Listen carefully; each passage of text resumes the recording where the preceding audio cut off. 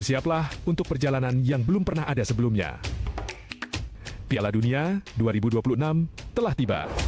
Dengan 48 tim terbaik dunia berjuang di 174 pertandingan epik tersebar di 3 negara yang penuh semangat. Dari stadion legendaris di Kanada, Amerika Serikat hingga Meksiko, setiap pertandingan akan menciptakan sejarah baru. Rasakan adrenalinnya saat para bintang dunia bersaing memperebutkan gelar paling diinginkan di planet ini. Piala Dunia 2026, the world is yours to make. Jangan lewatkan momen bersejarah ini.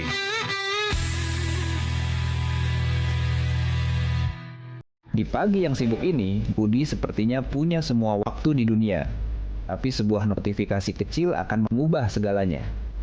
Satu kecurangan pandang, satu detik yang sepertinya tidak penting, fokusnya terbagi, bahaya mengintai. Astaga.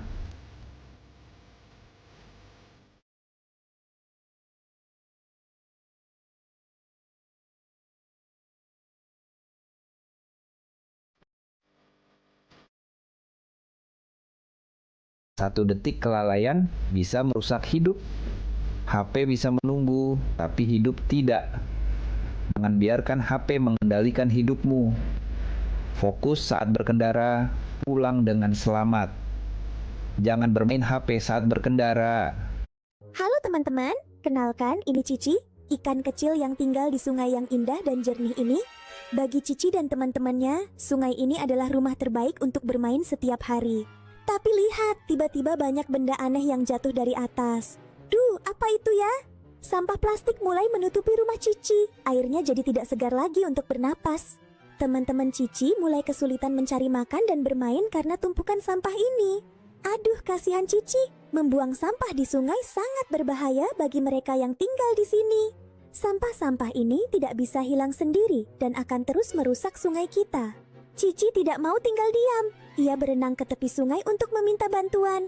Di sana, Cici melihat teman-teman manusia yang belum sadar akan bahayanya sampah. Cici mencoba memberitahu mereka. Untungnya, anak-anak itu Singkat aja Bro 2 FM, nama terbaik kamu karena kita Indonesia. Nama Radio di jam 8 pagi. Ya, kita bakal ngobrol soal lingkungan ya. Emang sih kalau misalnya kita udah jalan-jalan itu pasti faktornya adalah yang pertama lingkungan. Lingkungan yang bersih, lingkungan yang pastinya asri gitu ya. Menjadi salah satu tujuan kita untuk mengunjungi tempat wisata atau mungkin juga yang lain ya guys. Tapi kalau misalnya tempatnya aja kotor gitu, lingkungan kita kotor, ya mana ada kata-kata jalan-jalan gitu ya. Yang ada males, niat aja nggak punya gitu ya untuk jalan-jalan guys. Nah, pas banget kita bakal ngobrolin soal lingkungan bersama teman-teman ya dari Green Youth ya, yang pastinya kita bahas tentang kampanye peduli lingkungan, yaitu mewujudkan semangat Trihita karena di era modern bersama kakak Komang Tri Rahayu dan juga Niputu Putri Lestari. Selamat pagi kakak. Selamat pagi. Yes, yang pastinya ini kita bahas lingkungan yang gak habis-habis sebenarnya. Iya, gitu benar ya. banget, Kak. Nah, kalau kita ngomongin lingkungan, ya apalagi basicnya Trihita karena itu kan kita punya 3 basicnya secara agama Hindu ya, yaitu kita harus bisa yang pastinya damai bersama Tuhan, kemudian juga sama manusia dan juga alam. Iya, Ya. benar banget. Nah, ini kan 3 hal yang sangat menjadi dasar lingkungan kita untuk bisa lestari gitu ya, bisa bagus gitu ya.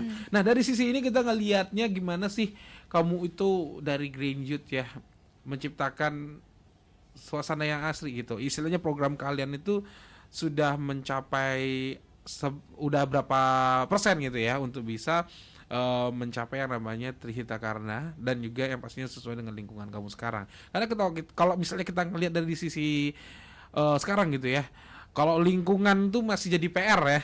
Benar. Benar, makanya ada kalian ya. Justru anak muda gimana caranya untuk pelopor lingkungan gitu. Dari Green Youth gimana? Istilahnya untuk bisa sampai ke titik ya istilahnya sesuai dengan ajaran agama Hindu yaitu Trihita Karna. Apakah sudah dilaksanakan apa belum? Oke, sebelumnya terima kasih ya Kak atas undangannya. Jadi perlu diketahui bahwasanya Trihita Karana ini adalah 3 ajaran.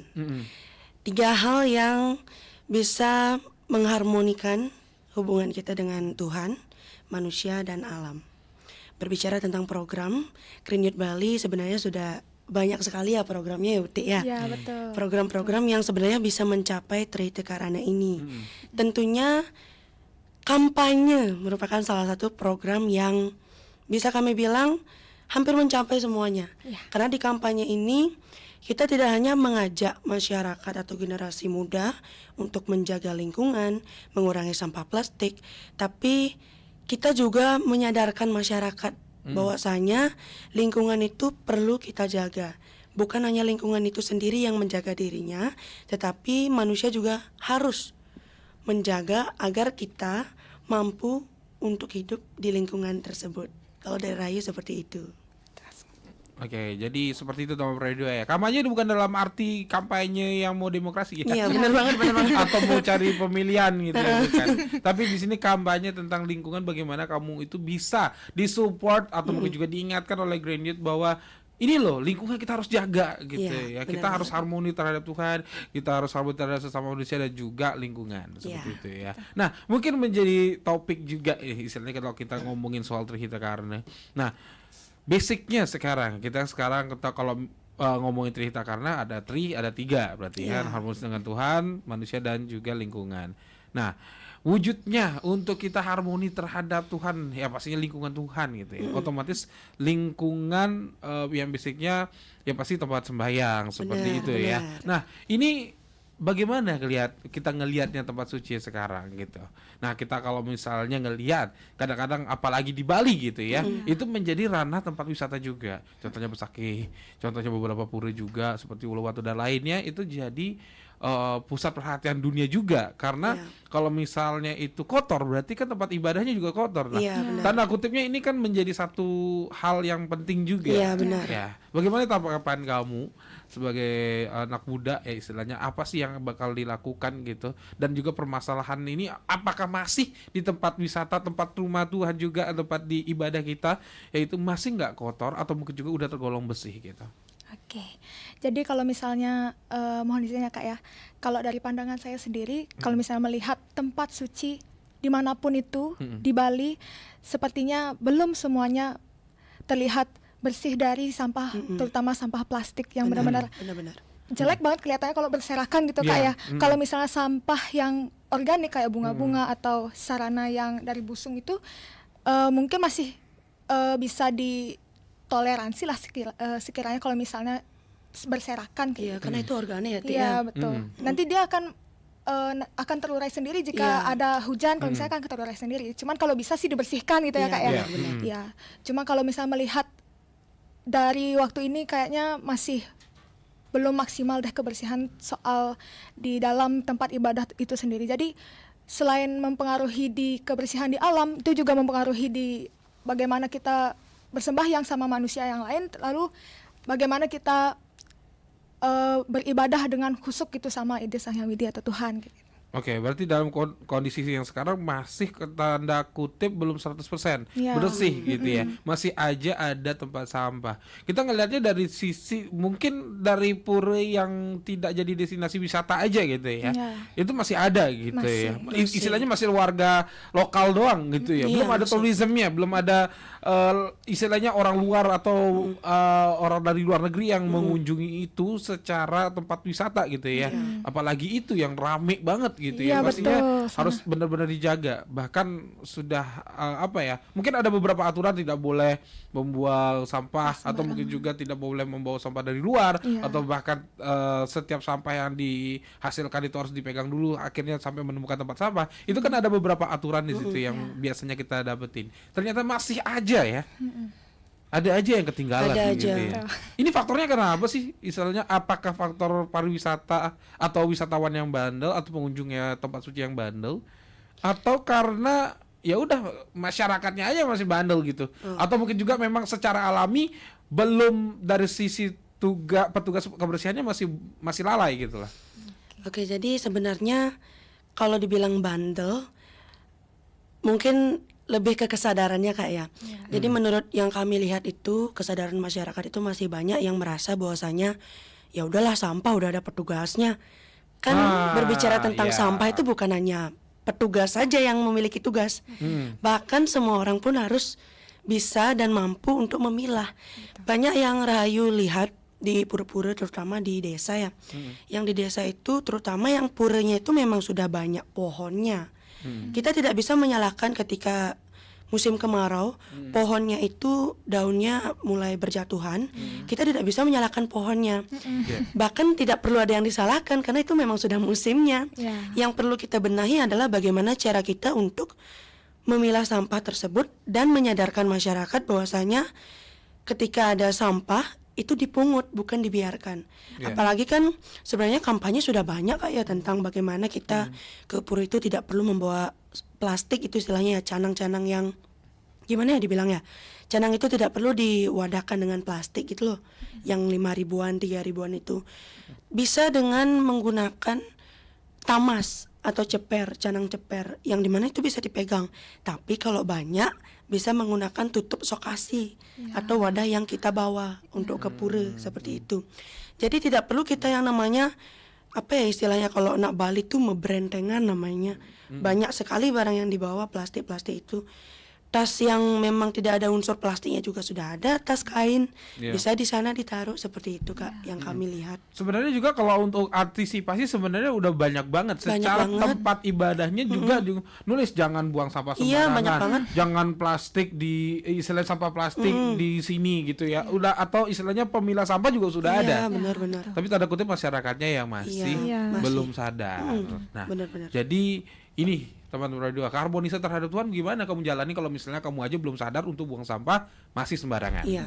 Oke, itu jadi masih PR. Nanti kita bahas lagi yang lagi dua yaitu harmonisan terhadap manusia dan juga alam sekitar. Jadi jangan kemana-mana, tetap di Spada. Bersiaplah untuk perjalanan yang belum pernah ada sebelumnya. Piala Dunia 2026 telah tiba. Dengan 48 tim terbaik dunia berjuang di 174 pertandingan epik tersebar di 3 negara yang penuh semangat. Dari stadion legendaris di Kanada, Amerika Serikat hingga Meksiko, setiap pertandingan akan menciptakan sejarah baru. Rasakan adrenalinnya saat para bintang dunia bersaing memperebutkan gelar paling diinginkan di planet ini. Piala Dunia 2026, the world is yours to make. Jangan lewatkan momen bersejarah ini.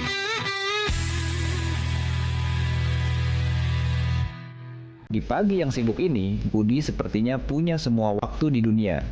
Tapi sebuah notifikasi kecil akan mengubah segalanya. Satu kecurangan pandang, satu detik yang sepertinya tidak penting. Fokusnya terbagi, bahaya mengintai. Astaga.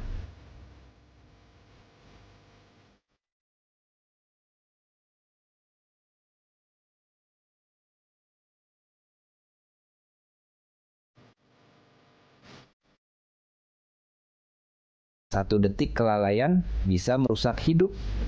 HP bisa menunggu, tapi hidup tidak. Jangan biarkan HP mengendalikan hidupmu. Fokus saat berkendara, pulang dengan selamat. Jangan bermain HP saat berkendara. Halo teman-teman, kenalkan ini Cici, ikan kecil yang tinggal di sungai yang indah dan jernih ini. Bagi Cici dan teman-temannya, sungai ini adalah rumah terbaik untuk bermain setiap hari. Tapi lihat, tiba-tiba banyak benda aneh yang jatuh dari atas. Duh, apa itu ya?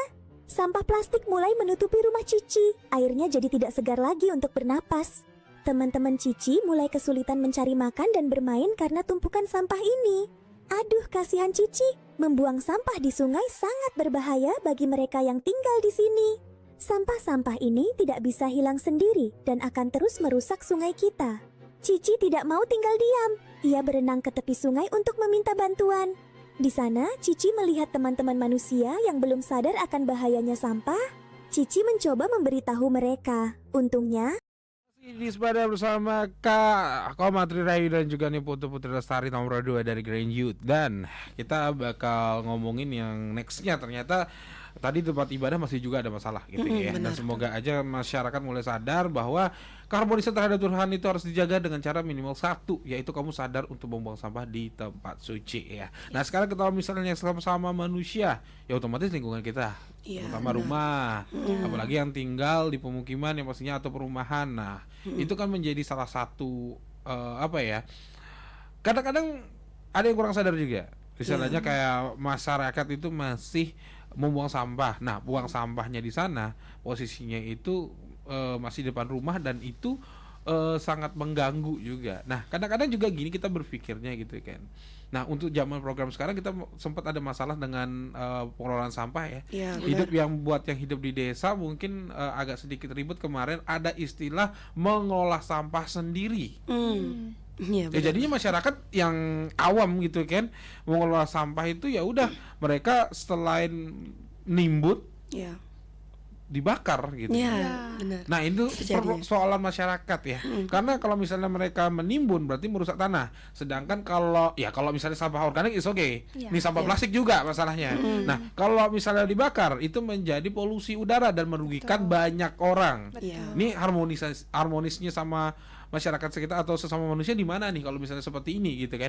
Nah, yang jadi pertanyaan sekarang, kebijakannya itu datang dari pemerintah sendiri yang bilang mengelola sampah sendiri, sedangkan masyarakat itu masih awam tentang hal itu.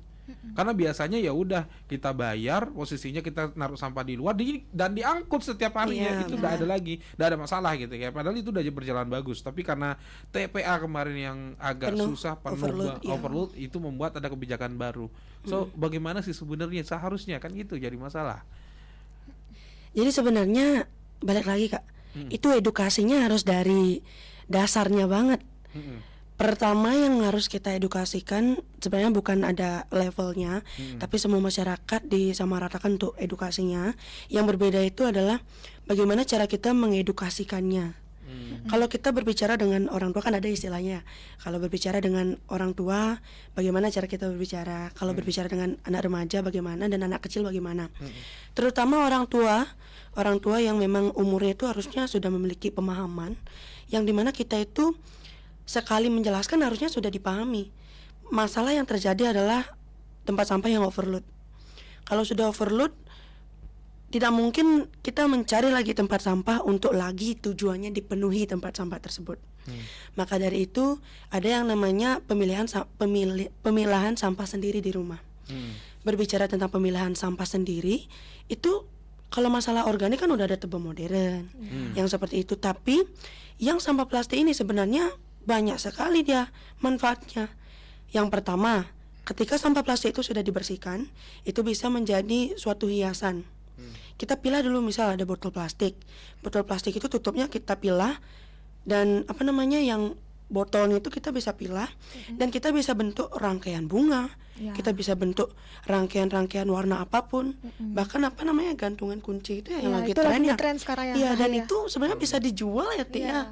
Itu bisa dijual dan itu akan mendapatkan yang namanya manfaat uang ya namanya, duit ya ekonomi. namanya, ekonomi. Jadi bagaimana cara kita mengedukasikannya itu yang lumayan agak susah. Karena cara kita itu gimana ya? Ketika orang tua kita edukasikan A, mereka nangkepnya itu B. Jadi ya udah, orang udah ada petugasnya, terus bagaimana? Apalagi Gen Z. Gen Z itu yang gimana ya? Seharusnya mudah banget dia dimasukin informasi gitu kan. Ya, betul. Edukasi itu sebenarnya mudah banget dimasukin. Tetapi karena kemalasan. Ya. Jadi Gen Z itu banyak sekali yang malas ya untuk membuang sampah. Itu istilahnya di mana duduk di sana aja buang, udah ada yang lihat, orang lain yang ngangkut kayak gitu. Gen Z banyak sekali yang seperti itu. Dan anak kecil yang umur dini itu yang perlu kita dasari etikanya. Kalau kita dari kecil itu diajarkan bagaimana ya? Kita dari kecil itu diajarkan untuk ya udah ambil simpel aja. Di mana kamu duduk di sana buang tempat sampahnya.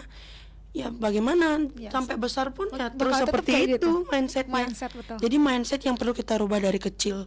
Kalau memang dari orang tua dan Gen Z itu sudah susah sekali ini, perlu berkali-kali, maka dari anak kecil lah yang umur-umurnya dini perlu kita tanamkan seperti itu. Oke, berarti ini adalah permasalahannya di edukasinya ya. Iya, benar. Edukasi masyarakat yang perlu dilakukan sejak dini Iya, untuk benar. permasalahan sampah gitu ya. Ya karena kalau misalnya kita bilang terlambat, ya enggak juga. Iya. Kesadaran itu tidak datang terlambat Benar, gitu ya. benar. Karena kalau misalnya udah dampaknya dapat baru merasa menyesal gitu Iya, ya. benar Nah, banget. sedangkan kalau misalnya kita edukasi setelah itu akhirnya belajar lagi, it's okay ya sebenarnya okay. ya. Sebenarnya udah banyak pelajaran sih kita dapatnya, misalnya kayak longsor atau mungkin juga banjir, dan Iya. itu udah ketok banget gitu buat kita sebenarnya, tapi masih aja gitu Masih. ya. Nah, di sini jadi apa ya? Pertanyaan juga buat kita gitu kan, mau sampai kapan kan gitu ya. Kita belum sadar sebagai manusia Benar-benar. untuk bisa memilah sampah nomor dua, atau minimal lah kalau misalnya kamu itu sudah dikasih menu oleh tempat yang kamu datengin, misalnya kayak ke kantor atau sekolah itu udah jelas banget jangan pernah buang sampah sembarangan. Nah, itu udah peringatan. Yang Iya. kedua, itu ada pemilah sampah, misalnya sampah organik, sampah ini, sampah itu, bisa kamu buang di situ sesuai dengan sampah yang kamu ingin buang. Iya. So, jadinya tidak ada lagi tuh alasan buat kamu itu misalnya buang sampah di ya udah kolong meja kayak gitu, nggak ada nggak alasan ada. lagi. Jadinya udah semuanya itu udah diatur dan Iya. kamu tinggal ngelakuin aja sesuai dengan Iya. itu. Makanya perlunya kesadaran seperti yang dibilang Kak Raya tadi. Benar. Gitu guys. Nah, kita kalau misalnya kita ngomongin soal lingkungan, yang ini lebih kompleks lagi. Benar. Karena apapun itu menjadi salah satu apa ya istilahnya hal yang sangat penting nomor dua. Apalagi kita ngomongin Bali, lingkungan kita itu semuanya dilirik adalah tempat wisata. Iya, Lalu benar bagaimana caranya kita menjaga tempat wisata kita? Gimana tempat kita bisa asri kalau misalnya kamu masih tidak disiplin buang sampah? Iya. Terutama ya apa ya buat kamu mungkin pengguna jalan, misalnya pengguna jalan kamu itu minum atau mungkin juga kamu itu baru habis makan apa gitu kan, sampah masih ada di motor atau di mobil kamu buang di pinggir jalan.